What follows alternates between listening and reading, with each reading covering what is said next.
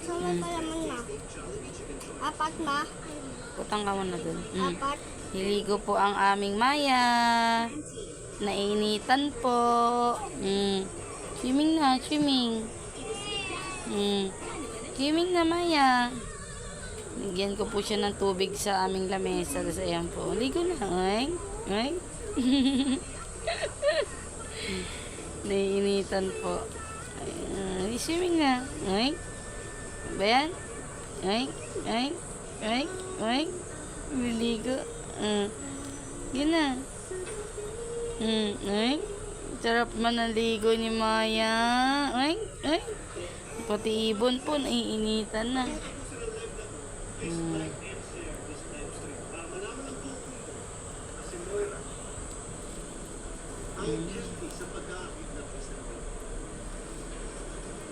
At malaman